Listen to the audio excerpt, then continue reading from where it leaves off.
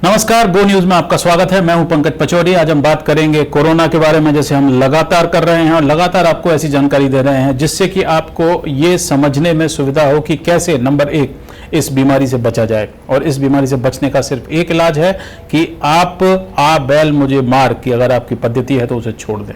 यानी कि कोरोना बैल की तरह है और आप इसके पास ना जाएं। लोगों से दूरी बना के रखें, अपने हाथ धोएं, किसी भी ऐसे व्यक्ति के आसपास ना रहें जो कि इसके लक्षण, और अब ज़्यादा से ज़्यादा ये सामने आने लगा है कि लक्षण जो हैं वो दिखाई नहीं देते हैं, और इसलिए आप ज़्यादा से ज़्यादा लोगों से दूरी बना करके रखें। और साथ ही बिना वजह घर से बाहर ना निकलें जब तक कि लॉकडाउन चलता है तब तक। और साथ ही इसके बारे में जो सही जानकारी है वो रखें अपने पास में और अफवाहों के चक्कर में ना फंसे। सबसे बड़ा जो मामला है वो कोरोना का ये है। हमारे प्रधानमंत्री ने कहा था कि कोरोना का रामबाण जो है वो लॉकडाउन है, लोगों से दूरी बनाने के लिए, लेकिन अभी वो रामबाण काम करता नजर नहीं आ रहा है। 22 मार्च से लेकर के अब तक अगर आप देखें तो लगातार देश में कोरोना का संक्रमण बढ़ता जा रहा है। इसकी रफ्तार लोग कह रहे हैं उतनी नहीं है जितनी कि दूसरे मुल्कों में है, और ये समझा जा रहा है कि लॉकडाउन जो है वो सफल हो रहा है, लेकिन अभी भी इसके ऐसे कोई आसार नहीं है, क्योंकि रोज दिन ब दिन अगर आप देखें तो नए रिकॉर्ड जो है नए संक्रमण का बढ़ता जा रहा है। उसका एक कारण ये भी है कि पहले टेस्ट नहीं हो रहे थे, अब वो टेस्ट होने लगे हैं। दक्षिण एशिया को हम उठा करके देखें तो यहाँ पर कोई 22% लोग पूरी दुनिया के रहते हैं, और इस समय यहाँ पर सिर्फ कोई 25,000 के आसपास लोग जो हैं वो कोरोना के संक्रमित हैं, यानी कि 1% भी नहीं है। 0.1% अगर हो तो वो भी बहुत ज़्यादा है। हिंदुस्तान की अगर हम बात करें तो यहाँ पर अब 17,000 से ज़्यादा केसेस कोरोना के हो गए हैं, और मरने वालों की संख्या जो है वो 600 के करीब पहुँच रही है धीरे धीरे। और नए नए इलाकों में नए नए क्लस्टर सामने आते जा रहे हैं, और कहा यह जा रहा है कि जब तक ये क्लस्टर्स पूरी तरह से ख़त्म नहीं हो जाते उन इलाकों में कोई भी आवाजाही नहीं होगी। लॉकडाउन जो है वो जारी रहेगा, और आपसे सभी से ये विनती है कि उस आप लॉकडाउन का पालन करें। लेकिन अगर देखा जाए तो कोरोना से पहले भी भारत में जो बीमारी है वो एक बहुत बड़ी संख्या में है। अगर दुनिया को हम इस समय उठा के देखते हैं तो दुनिया में इस समय कोई 24 लाख से ज़्यादा लोग कोरोना से संक्रमित हैं, और सिर्फ 10 मुल्कों में, हम आपको पहले भी बता चुके हैं, हमारे वेबसाइट पे आके आप देख सकते हैं कि 10 मुल्कों में 90 से 95% तक जो लोग हैं वो सिर्फ 10 मुल्कों तक सीमित हैं, और वो उस इलाके में हैं जहां पर सर्दी जो है वो ज़्यादा होती है। तो 24 लाख में से 1,66,000 से ज़्यादा लोगों की मौत हो चुकी है, और दुनिया में इससे बड़ा संकट कभी भी दिखाई नहीं दिया है। लेकिन इस संकट से पहले भी दुनिया में लोगों का मरना जारी था। बर्डन ऑफ डिजीज जिसे हम कहते हैं, लोग कैसे मरते हैं दुनिया में, एक नज़र इसके ऊपर डालते हैं। शुरुआत करते हैं कि क्या बड़ी वजह हैं जिसकी वजह से लोगों की मौत होती है। अगर आप देखें तो इसमें कार्डियोवास्कुलर डिजीज है, यानी कि हृदय रोग जो हैं उससे 17.7 मिलियन, यानी कि 1,77,00,000 लोगों की मौत हर साल हृदय रोगों की वजह से होती है। कैंसर से 9.5 यानी 95 लाख लोगों की मौत होती है। और उसके बाद में तीसरा सबसे बड़ा कारण जो है, जिसमें कि अब कोरोना भी शामिल हो जाएगा, क्योंकि ये भी एक रेस्पिरेटरी यानी कि आपकी सांस की जो बीमारी है उसमें ये शामिल होगा। तो 39 लाख लोग जो हैं, ये 2017 के आंकड़े हैं ग्लोबल बर्डन ऑफ डिजीज के हिसाब से, IHME के आंकड़े हैं ये। तो 39 लाख लोग 2017 में रेस्पिरेटरी डिजीजेज से मारे गए थे, और लोअर रेस्पिरेटरी डिजीजेज जो हैं, जो कि लंग के जो हमारे फेफड़े हैं उसके निचले भाग में होती हैं, उससे 25 लाख लोग मारे गए थे। डिमेंशिया से 25 लाख लोग मारे गए थे। और आगे अगर हम बढ़ते देखते हैं, डाइजेस्टिव डिजीजेस यानी कि पेट की जो बीमारियां हैं उससे 23 लाख लोग मारे गए थे। नियोनेटल डिजीजेस यानी कि बच्चा और माँ और गर्भधारण से जुड़ी हुई जो समस्याएं हैं उससे 17 लाख लोग मारे गए थे। डायरिया की वजह से 15 लाख लोगों की मौत हुई थी। डायबिटीज से 13 लाख लोगों की मौत हुई थी, और लिवर डिजीज से भी 13 लाख लोगों की मौत जो थी वो दुनिया भर में हुई थी।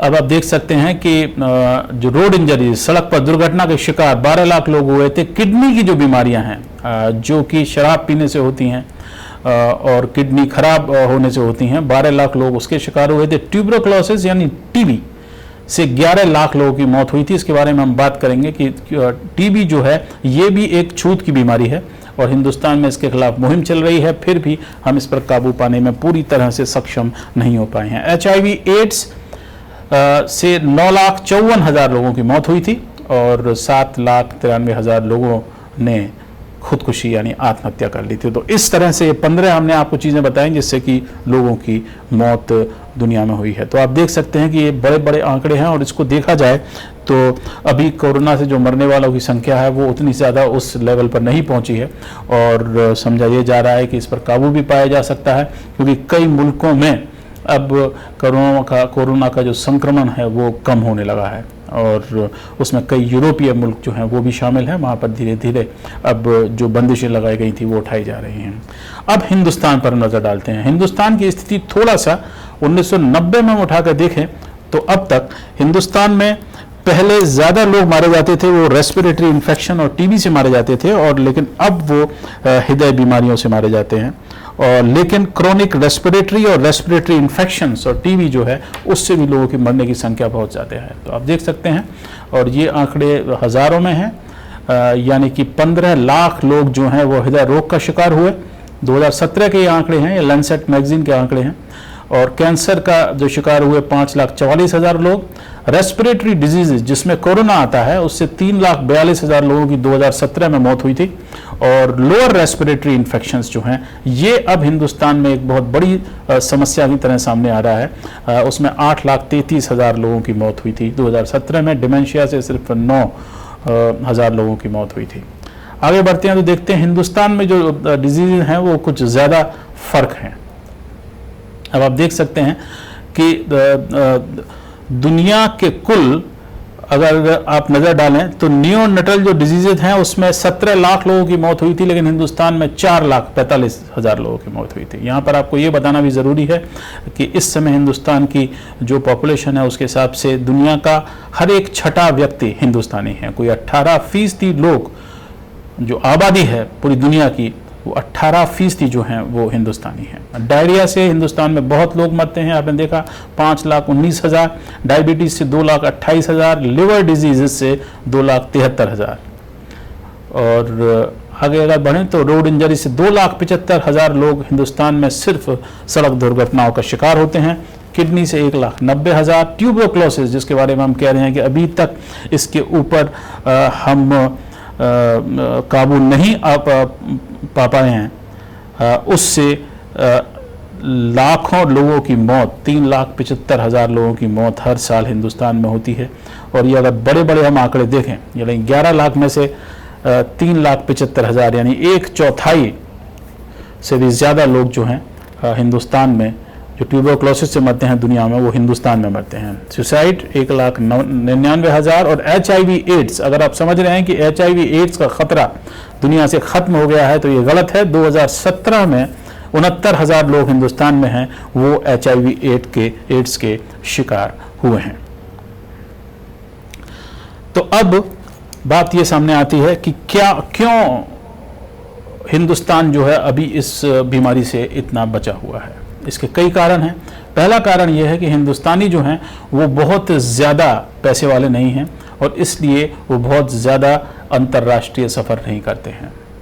ये सारी की सारी बीमारी उन 15.5 लाख लोगों की वजह से है जो कि जनवरी से लेकर के अब तक मार्च तक लॉकडाउन शुरू होने तक हिंदुस्तान आए थे और उनकी वजह से उनसे ही ये बीमारी अलग अलग जगह पर फैल रही है। इसका कोई इलाज नहीं है, जैसे कि HIV एड्स का शुरुआत के दौर में कोई इलाज नहीं था। 1980 से लेकर के 1996 तक HIV एड्स का कोई इलाज नहीं था और लाखों लोग उसका शिकार हुए थे। और इसके बारे में हम अलग से बात करेंगे HIV एड्स के बारे में कि क्या एक नई वैक्सीन आने से या दवा बनने से इस पर काबू पाया जा सकता है या नहीं। तो बड़ी बात यह है कि अभी अगर देखा जाए बाकी पूरे बड़े परिप्रेक्ष्य में तो हिंदुस्तान कोरोना का बहुत बड़ा शिकार नहीं है।